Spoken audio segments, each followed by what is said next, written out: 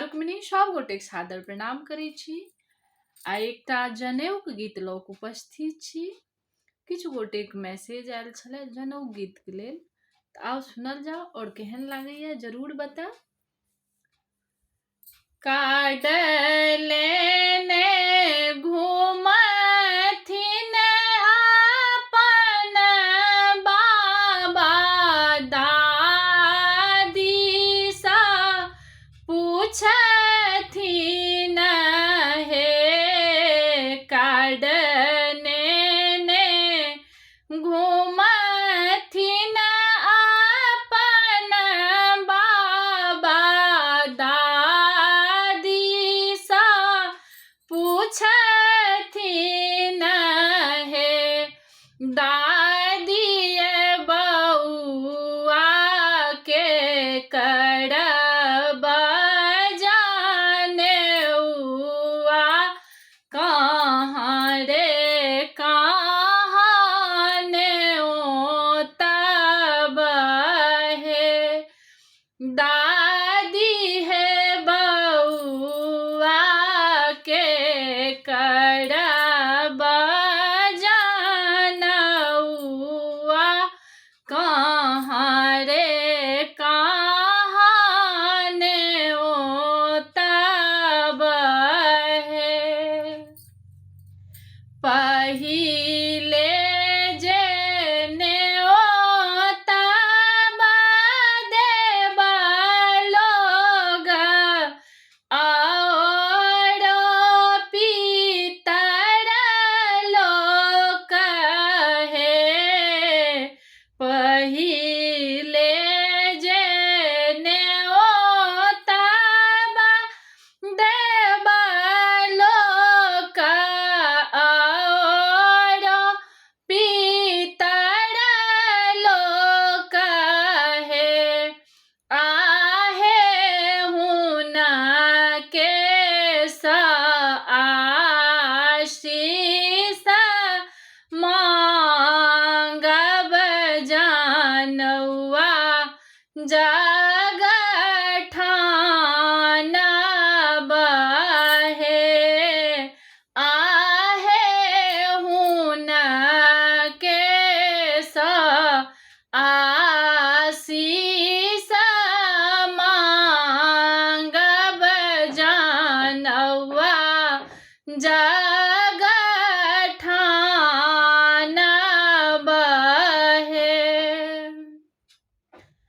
दोए कहाँ नेओतब गोतिन लोक और गोतिन सब हे एक हम नेओतब गोतिया की और गोतिन सब हे आहे सब मिली आए ता आंगन मात आंगना सुहावन लागत हे आहे सब मिली आयत आंगन मात आंगना सोहावन लागत हे तेसरा में नेओतब बड़ुआ के दीदी की और पीसा के नेओतब हे तेसरे में नोतब बड़ुआ के दीदी की और पीसा के नोतब हे आहे दीदी जे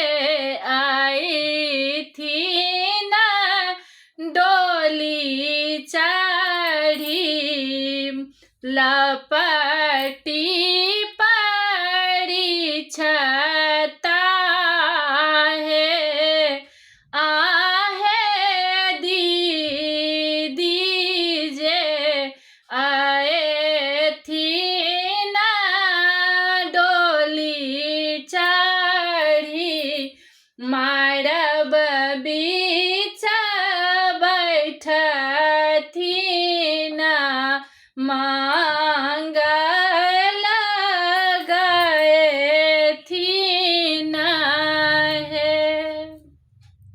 काडले ने घूमती न पापा, आमा सा पूछती न है।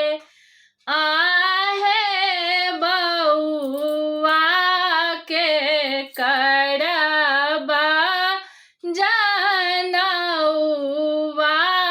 कहाँ रे, कहाँ ने तब है।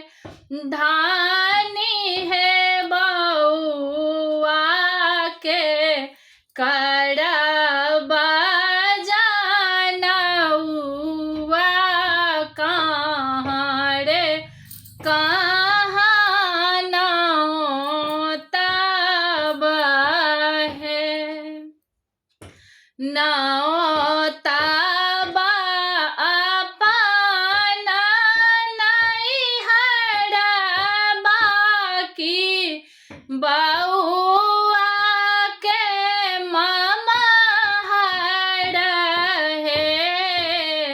न तब अपना नैहर बाकी बउआ के ममहर है।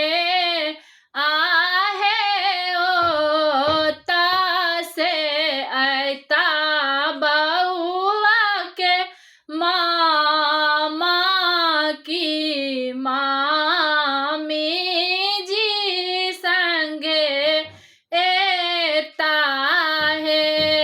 आहे ओता सा एतै बउआ के मामा की मामी संगे एती है।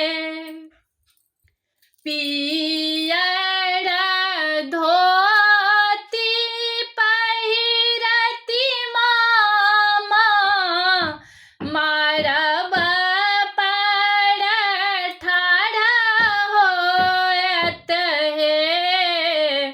पियर धोती पहिरी मामा की मारब पर ठाढ़ा होता है। आहे मामा जे टांगथिन बाबू के झोरिया, की देखते सोहाबन लागे है। आहे मामा जे टांगथिन बाबू के झोरिया, त देखते सोहावन लागे है। बहुत बहुत धन्यवाद। आशा है जरूर नीक लागत।